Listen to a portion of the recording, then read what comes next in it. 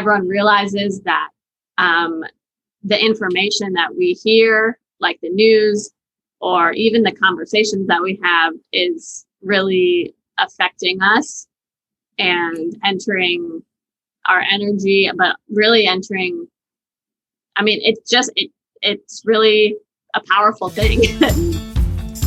Intuitive Leadership Mastery, the podcast for entrepreneurs and leaders like you who want to double profits and half stress by improving your business intuition. Learn how with your host, Michaela Light.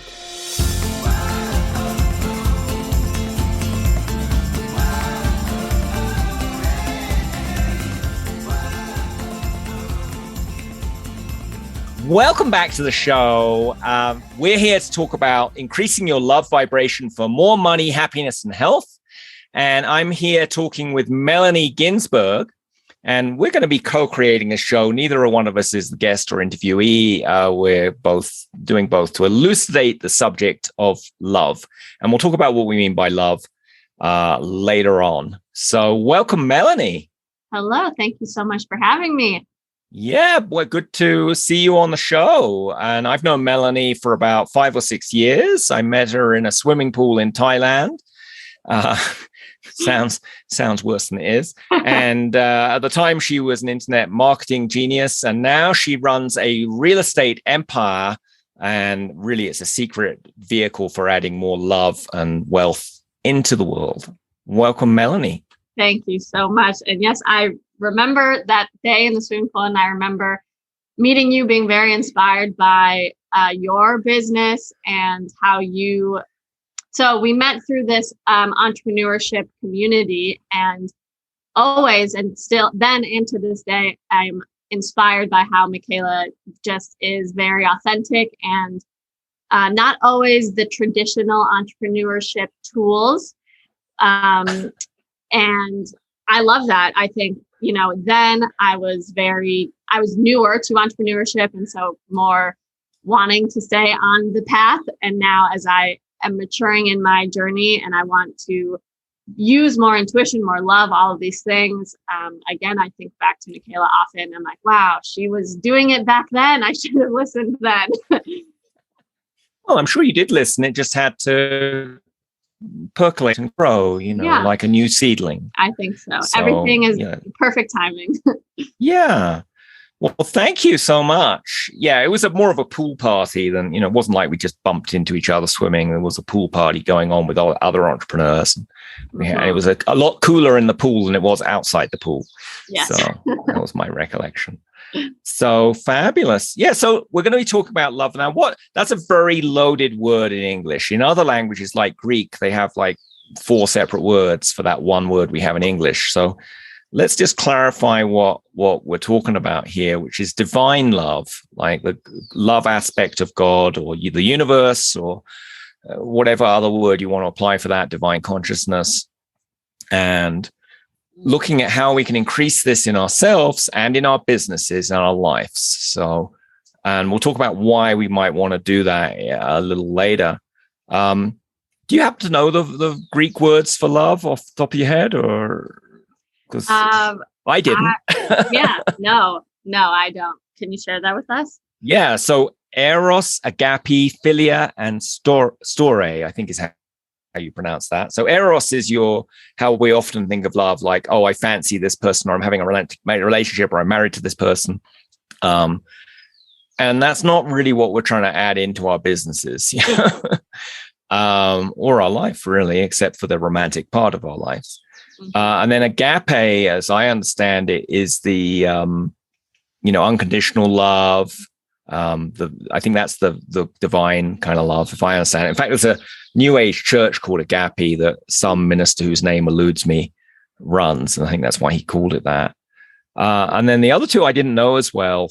Phileo is friendship, fondness, enjoyment. Where your best BFFF, or your pet, or your plants, or a piece of land, or maybe family members. So there's no sexual element. It's like a caring kind of thing.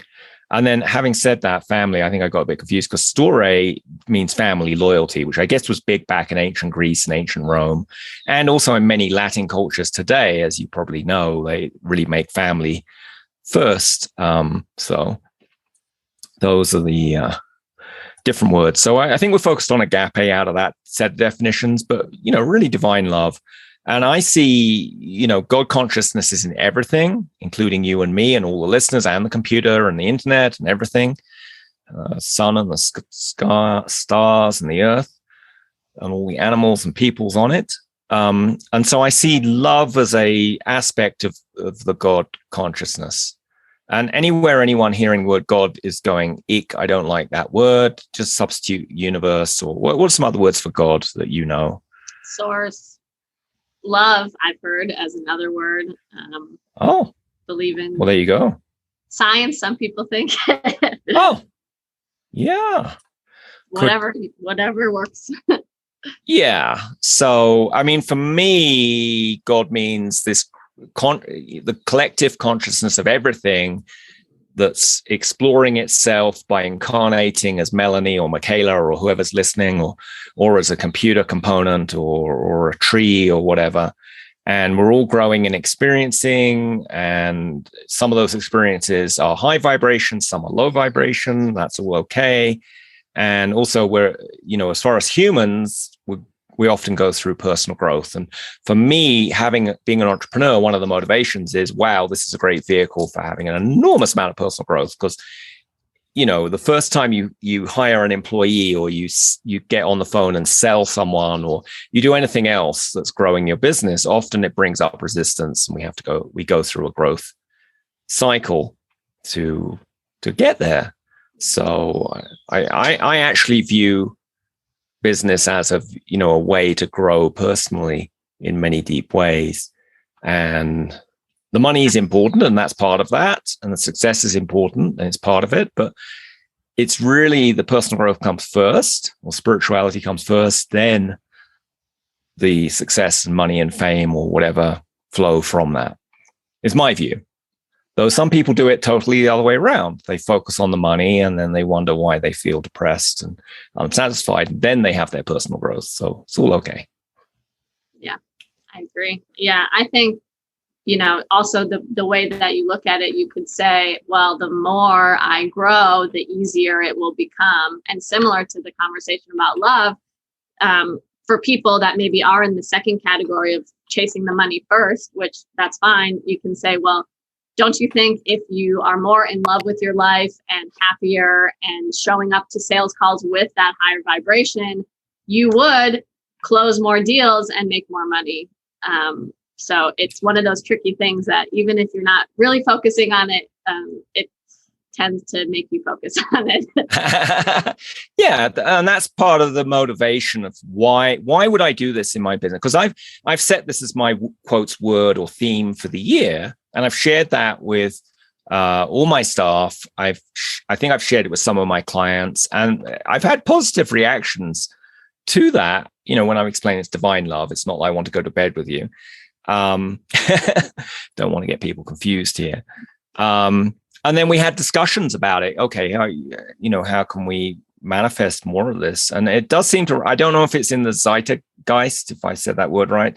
It's not I think it's in the spirit of the year that a lot of people are seeking to add more love vibration into their life and work.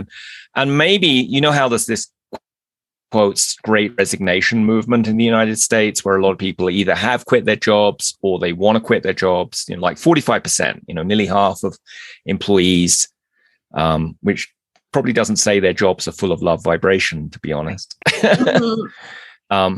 And I think that this maybe is a part of the cause, that there's that sense of joy and meaning and purpose is missing from a lot of people's businesses and work. Mm-hmm. And even someone who started her own business may feel a lack of love and purpose. They may feel ground down by the whatever daily things they're choosing to do. Definitely. I see that a lot in the entrepreneur space as well. People start a business because they want to make the money, but if it's not grounded in love, or it doesn't have to necessarily be grounded. Like both you and I, our businesses are kind of basic, or whatever you want to say, like software and real estate. They're not like intrinsically loving, but we intentionally show up with our clients, with our employees, with our teammates, everything, to raise the vibration through that. And so I think it doesn't need to be, I think like just having the mindset and the perspective of how can I have more love and be more love and share more love. And then of course there's all the ripple effects of that. So last year, my quotes word of the year, I actually had 4 words of the year because I was abundant, were happy, healthy, holy, and wealthy, which to me, each of those 4 things are sub aspects of this love word, which I kind of like how it kind of encompasses. So the more love I have, the more happy I am. I mean, I think that's pretty direct, right? You feel of love and you're joyful and happy. And then health, I think, really is something a lot of entrepreneurs struggle with, right? They burn the candle at both ends, or they get stressed, and then their health suffers. And then suddenly they make health a priority because, like, otherwise they can't actually either. Well, if the health really gets really, really bad, they die. But even if it just gets whatever, they don't have the energy to do any work. Because to me, health, naturally vital health is, and a good immune system is when we are filled with this energy of love. I mean, that's a bit of a spiritual, energetic way to look at health, but I really think there is joy, because to me, if I know if someone's healthy, if I'm healthy, I have all this energy to do stuff. And when I'm not healthy, I have all energy to do anything. So, and then holy naturally corresponds to divine love, being connected to the divine, to God, angels, your ancestors, whatever that might mean to you. And then I do believe that wealth relates, to how much love we flow through our life and business. So, and a lot of entrepreneurs have wealth as one of their goals for various reasons. Either they have a magic number they want to exit at, or want to earn, or they want to create a dynasty for their children, or many reasons people have for wealth, or it's a game people play too at some level. It's like, ooh, how far can I go? It's a bit like the Olympic high jump. What is the point of jump? I don't know how high jumpers go, but 8 feet or 9 feet or 10 feet. There's no actual practical benefit to jumping an extra 2 inches, but it makes you feel good. Mm-hmm. It's a goal. You probably had to train hard and grow to be able to do that Flosbury flop, or whatever it's called that they do. It looks really weird, but gets you an extra few inches because your center of gravity stays below the pole. Very sneaky of them. So that's my other motivations here. It's not just a spiritual thing. It's very practical. You're listening to the Intuitive Leadership Mastery Podcast. Get detailed show notes on today's episode together with your free What Would It Take Business Intuition Guide at intuitiveleadershipmastery.com. And now back to today's show.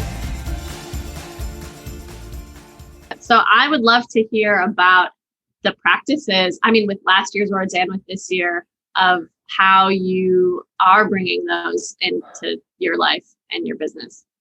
Great question. So there are some practical aspects and there are some spiritual aspects. So on the spiritual aspect, I visualize the energy of love, and there are many sub flavors of love, and I've used quite a few. And I don't identify as fully Christian. I have some resonance with a lot of that, but some of their doctrine I don't, get on with. But I've experimented with, okay, let me take the energy of Jesus, for example, and visualize that flowing through all my body parts or through my business areas, or the energy of Mary Magdalene, which is a different energy, or the Holy Spirit, or God themselves, herself, himself, itself, whatever it is. And you can take that with other, if you have some other spiritual thing, if you're into Hindu deities or Buddha or whatever, you could use that. Or maybe another one I've used is visualizing a mountain. Here I live in Peru at the moment with the travel excitement we have right now. And the locals here believe that mountains have a spirit. They call it an apu. But believe me, when I've gone hiking in the mountains, those mountains do have a strong energy. And I think it is an energy of love, generally speaking. I have come across smaller boulders, mountainettes that have mischievous energy as well. But the big mountains, they're very grounded, as you might expect. They've got deep roots, miles deep in some cases. And they just have this energy of unconditional love and acceptance. I mean, a mountain doesn't get upset if the stock market goes up or down, I have to tell you. You know, they're very chill. And even if there's a river grinding away at their feet, they don't worry about it. You know, I'm a mountain. Don't worry about it. You know, I'm just here to radiate presence. And they've been around for millions of years, as I understand it. So that's a non-religious way of doing it. Or some people work with trees, you know. So, or, you know, many possibilities. So are you saying, just to clarify, you're saying like you visualize the tree energy or the mountain energy as well to be that like chill and mighty force? Yeah. Yeah. And I think they are, you know, all my encounters with mountains and trees, they are generally speaking, I mean, unless they've been abused, in which case there may be a bit of it. Like if the mountain has had its top blown off, like the mountains in West Virginia did to get at the coal inside them, they might be a little cheesed off, perhaps. I don't know. I haven't actually talked to those mountains to discover. And the same with a tree. If it's been, you know, molested by humans or beetles or whatever, it might not be quite so loving. But generally speaking, they have a very pure, most of nature does. In my experience, rivers is another example. Rivers have a very pure energy, glaciers, oceans. I mean, this is why I've always known I feel great when I go to the beach and the ocean. And there are many reasons for that. But one of the reasons is the energy of love is just so pure there. So those are ways doing it. Currently, I generally use either Jesus or the Holy Spirit or God or Mary, or I just think of love, of pure love coming through either my body or body parts, or visualizing going through my business areas. Like, you know, I've got an accounting department, so seeing it going through there, maybe there's a bit of clutter, you know, organizational clutter that needs cleaning up, or I see it going through the project and the clients we work with. And this is partly visualizing. It's also setting intentions that, hey, this project meeting is going to go well. This sales call is going to go great. Going to have a great connection with the person. And when I do sales calls, I usually will visualize my heart connecting to their heart, and, you know, love coming from above and below to me and them. It just seems to make things go better. I love that. I love that so much.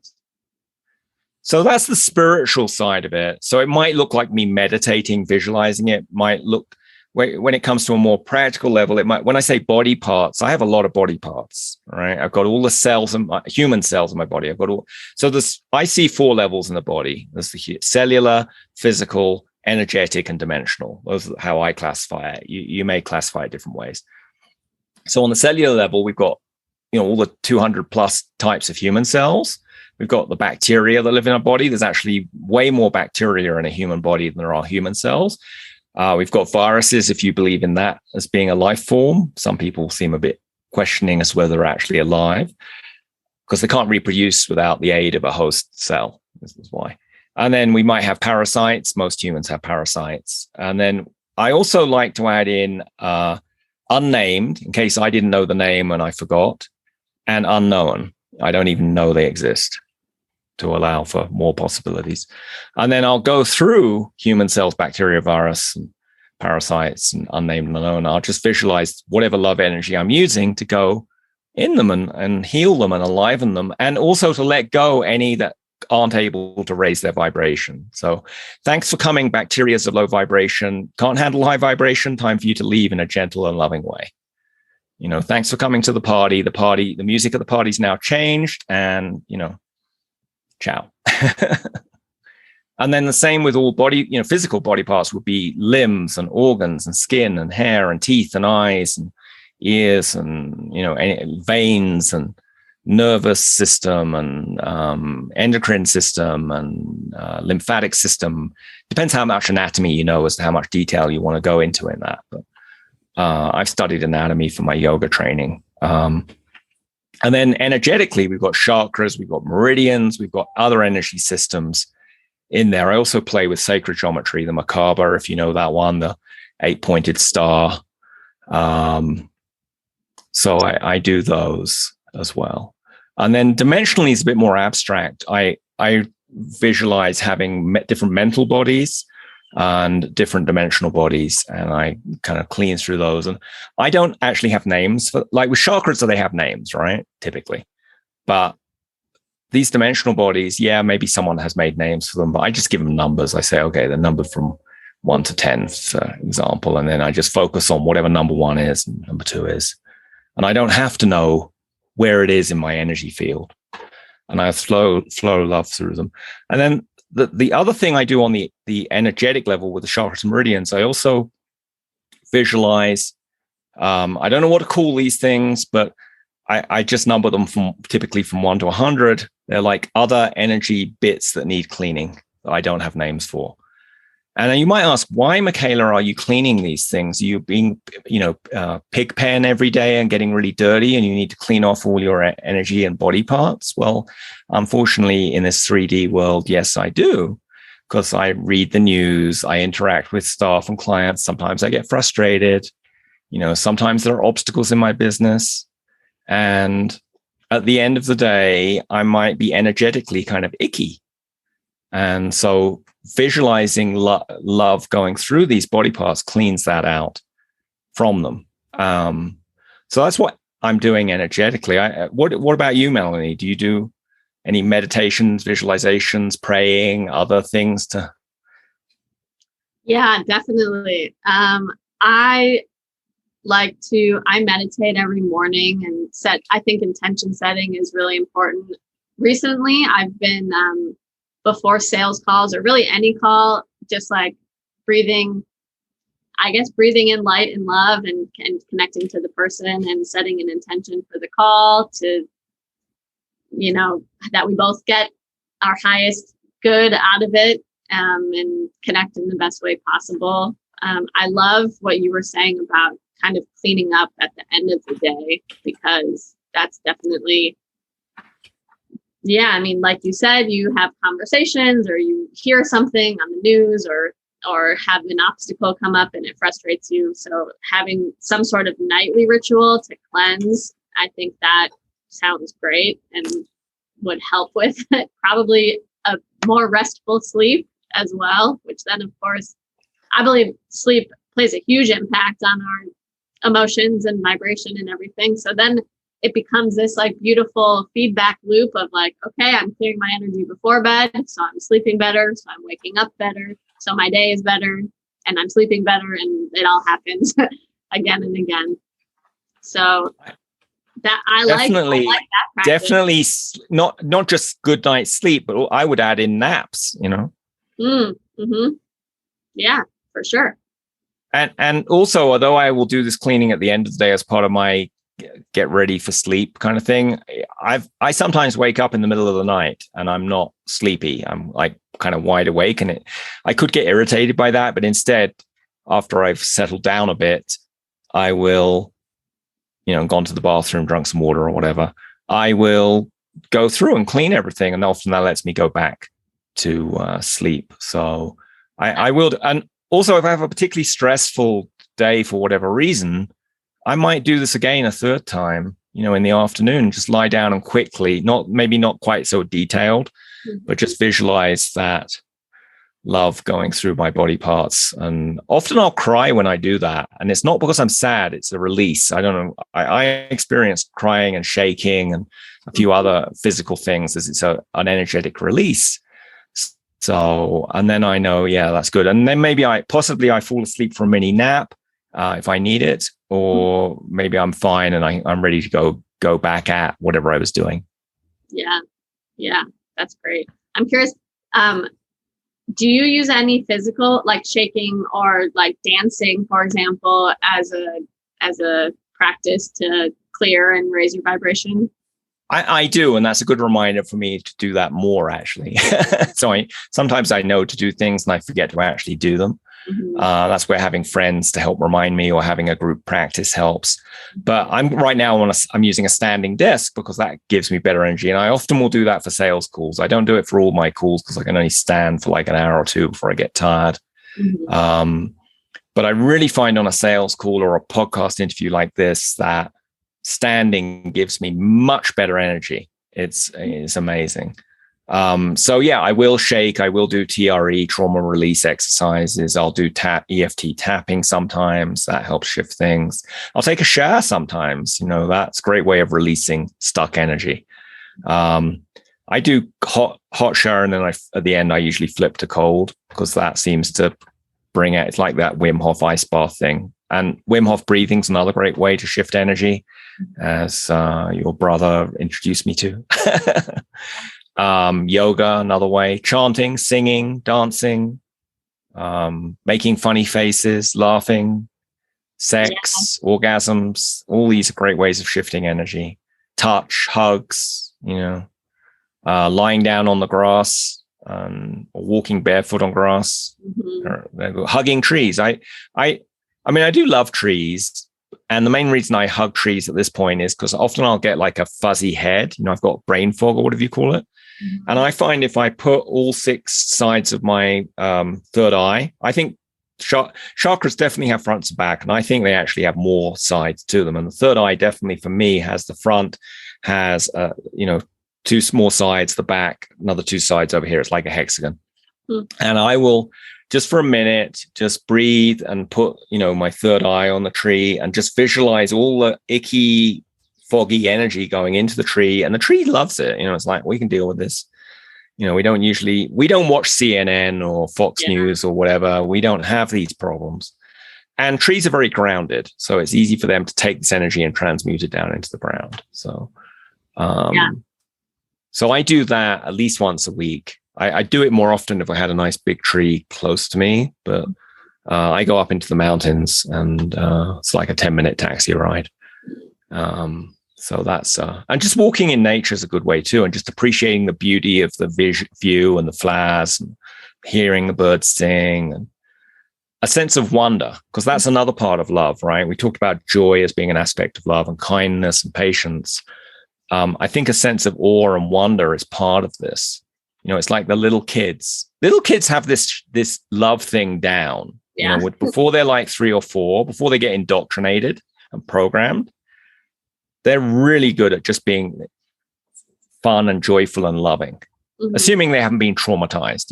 If they were abused, they may have more difficulty. But, so those are some of the physical 3D practices I'll do. Drinking water. I'm drinking some chlorine. I got a little whatever. It's got chlorine dioxide water in it. That seems to help. So oxidizer that cleans out crap from your body. So I take lots of supplementy things to help clean things out. Sometimes I do colon hydrotherapy to clean gunk out. What else? I do a lot of things. Oh, essential oils. I did. I got you can't see this. It says chakra spray. But basically it's lemon and orange, tangerine, orange, and maroli, whatever that might be. And it doesn't matter what the mix is. Anything citrusy has a positive vibe. And some people like mint oil, or there are other essential oils that shift the vibration. So that's another good way to change energy, or burn incense. Or play music. Music is amazing for shifting energy.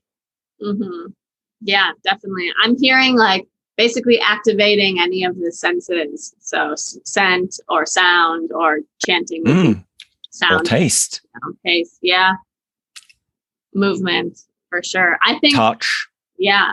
A hug, like you said, or walking in the grass. Something that you touched on, which I think is important to highlight, and you recently made a post about this. I think not everyone realizes that the information that we hear, like the news or even the conversations that we have, is really affecting us and entering our energy, but really entering, it's really a powerful thing. So, That's why it's called tell a vision, because they're telling visions through the advertising and the shows.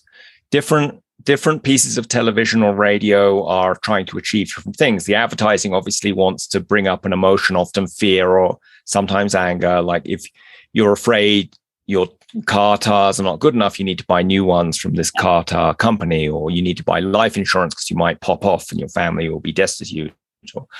But often they use fear, and it's a very negative, low-level emotion that gets put in there. And they say Americans on average see lots of ads. I don't know what the number is between TV and online and radio and newspaper. It's a crazy number. And then even the shows often have, obviously the news shows, they say if it bleeds, it leads. In other words, they have to run on violence and fear because that's what gets people's attention, right? If you're saying, oh, well, today in the world, 99% of people were happy and healthy and having a good time, no one pays attention, which is sad, but that's how the news business seems to be at the moment. And so a lot of news focuses on stuff that's not working well and is violent or fearful or angry.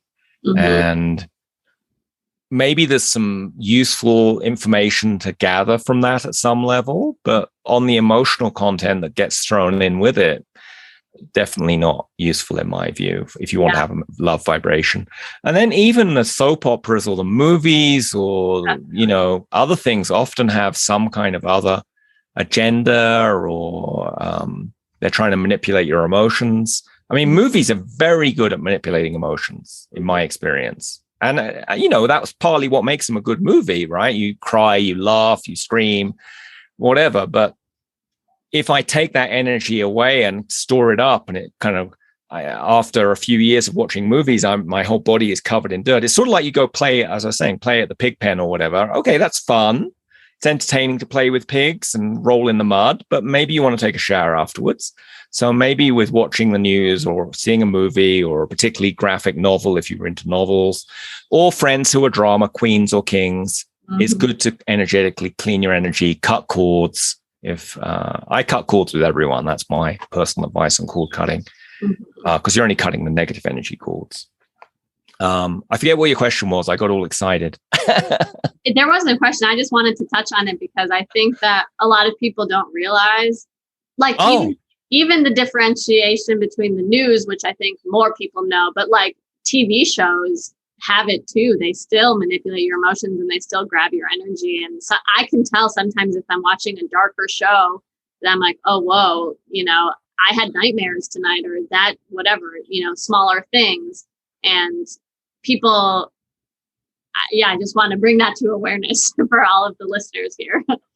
Well, a good thing to do is notice my body while consuming the media, whether I'm reading social media or watching videos or watching a movie. Just know, I notice my tummy is tense right now. I notice I have a bit of a headache. I notice, I feel sweaty or whatever I'm feeling.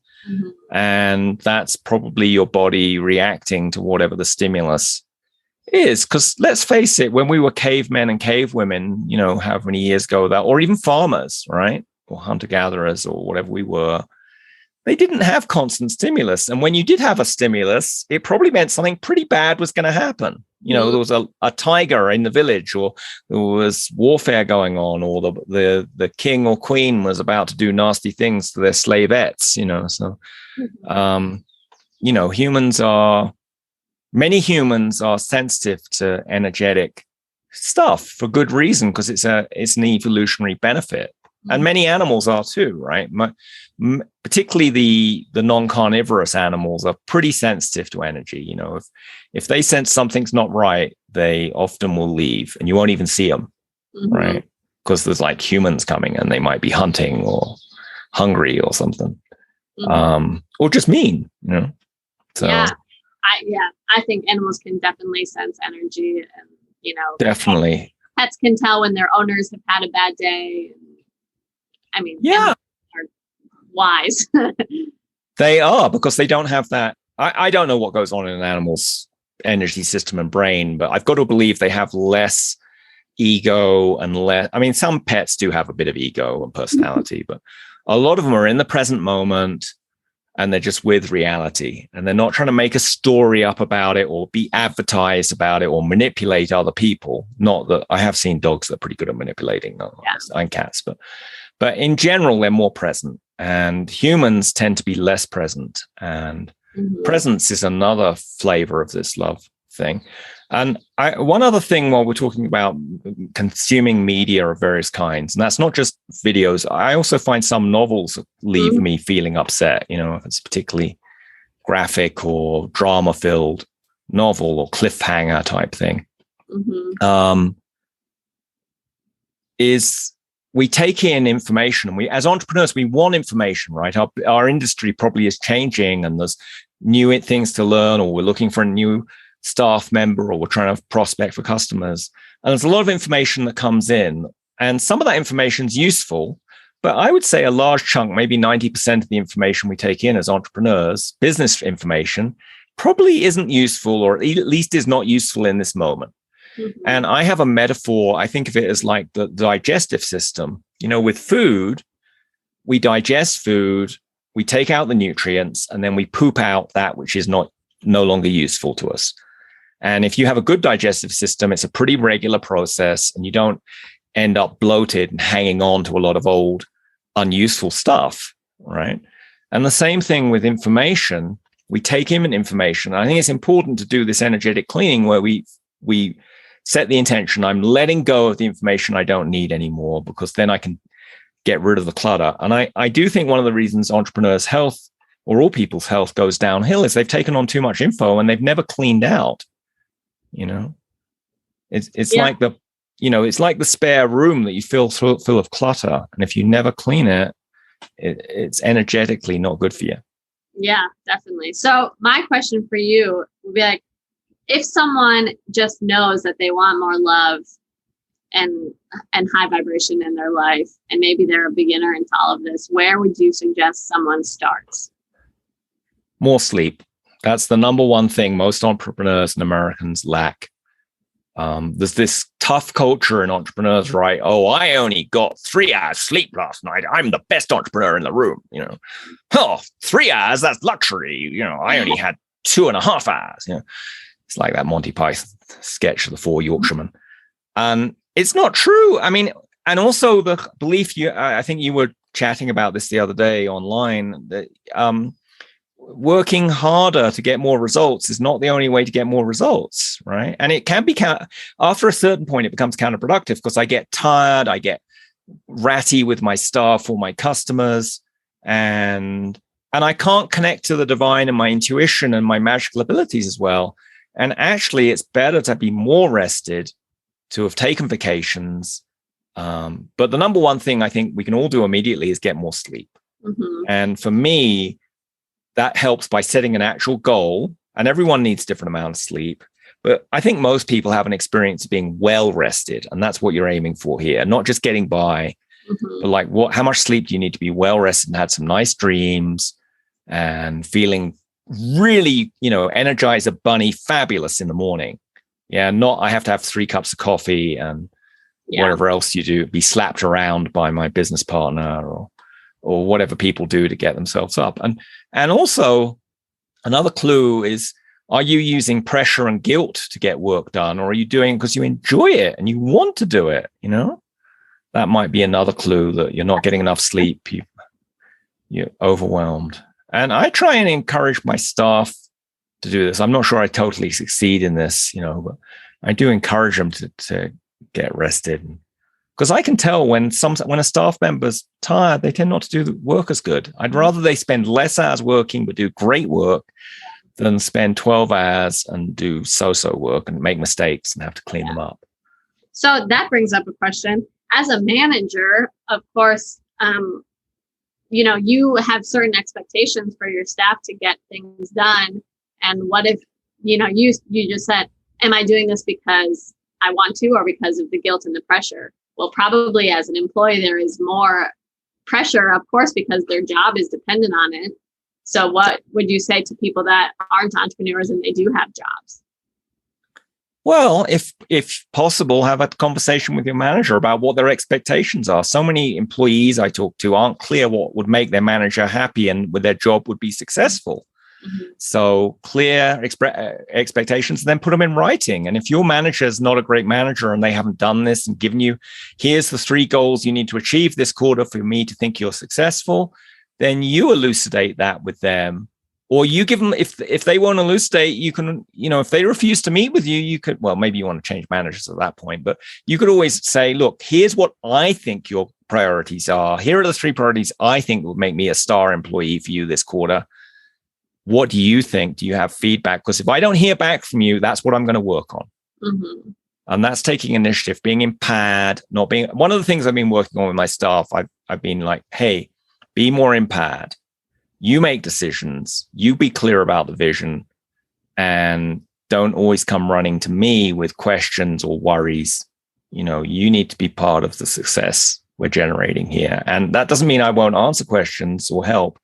But like I have a little rule, if you have a challenge or a question, come with 2 or 3 possible solutions and which one you recommend. Mm-hmm. So that trains their decision muscle and their problem solving muscle. And plus, most of the time, to be honest, they figure it out. Yeah. They don't have to come to me. And even if they don't, it's a learning opportunity for them to, okay, well, Michaela, why would you pick option 3 and not option 1? Here's why. Because maybe I haven't explained the business vision and the culture clearly. Because that's what, to me, having a vision and culture is around. It's empowering the staff to make their own decisions. Yeah, definitely. How do you, what's the word? Like, I guess, implement that? Like, I think so many people from childhood school education are trained like, oh, I have a question, I get the answer. I can come to you and say, a customer said this, what should I do? And you tell me exactly what to do. So how do you empower your staff to come up with the ideas on their own instead of just expect the answer from you? Well, one is setting that expectation that you're welcome to come with questions or challenges, and you need to provide potential solutions and what you recommend and why. One is explicitly talking that education is screwed up in most schools. I mean, some schools like those, what are they, Montessori and Waldorf schools, I think they actually try to do it differently and make children empowered and creative. So, maybe hire your staff from that kind of school, or the school of hard knocks and life, right? Someone who quit out at high school level and didn't go to university may actually be better at solving problems and being empowered because they had to be than someone who's done a PhD, not to say all PhD, some people who've done PhDs can be really clever and good, but often they've been trained to follow the experts and not think for themselves. And just the layout, talking about this and explaining how school programs people helps them deprogram from that mentality. I mean, but it is quite a long journey, and most people have been to school. So, but I've always hired people. I've hired people who haven't done degrees for programming, because in my experience, it doesn't really help. Yeah. Sometimes it can actually hinder. And also internships are another way. You hire someone who doesn't have the qualifications, but they do something lower level, and then you internally promote them as they grow. So those are some of the ways. I'm sure there are many others out there, and I'd love to hear in the comments on this episode. So I know we're bumping up against your time constraint. You are amazing, Melanie. Great. That's another thing to do. Put things up on the wall. Have beautiful environment. I have fresh flowers in my office. I put effort into making my apartment and house. I live in a co-living, so I have an apartment and then I share space. But I'm happy to spend money to make the place more beautiful and more functional, because that removes energy drains, and removing energy drains and energy vampires from my life and business is another way to bump up the vibration. We should change that song, Pump Up the Volume, to Pump Up the Vibration. Yeah. We'll make it happen. Is that a good wrapping up point for now? I mean, we could always have another conversation another day. This is quite a deep subject. I agree. I had some good ideas. I'm definitely going to add something to my evening routine to cleanse energy. And I think, the coolest thing about energy stuff and raising your vibration and raising your love is that it really does spread, because you're having a good day, you go to the coffee shop and smile at the person who then smiles at another person, and on and on. And the same opposite happens too. So the more joy and love I can have, I really do believe that's how we change the world. Yeah, and picking clothes or jewelry for many people makes them feel good and helps them have that. And I'll give one small story before we end, because I had a telemarketing call. I don't get many of those because the way my phones work. And it was a stockbroker, and I don't buy stocks, but I was very polite, and I just said, look, I don't buy stocks. I don't have any stocks. I have no interest in this. And he did his one pitch, and I said no in a kind way. And then he repitched, right? And I said no again. And at that point, I think he realized he wasn't going to get it. And I said, I wish you good luck in your prospecting. I'm not the one for you to sell to today. And he said, you've been a real lady, And I know in the past, sometimes I'd snap or get angry at telemarketers, but they have a job to do. They have a family to feed. Some of them are dickwads, but, when I respect them, they often respect me. And if they don't, I'm happy to hang up the phone on them. I don't need to stay on the phone. But it was only like a 1-minute conversation. And if I had got angry with them, that would have affected my vibration for the next half hour, possibly. Mm-hmm. So why would I do that to myself? Yeah. So that's a thought. And in my interactions, how can I be more positive and loving and smiling, and have boundaries? Yeah. All right. If people want to find your real estate empire, how would they best find you, Melanie? Yeah, great question. Easiest way is probably on Instagram. My handle is at melanie.ginsburg.realtor.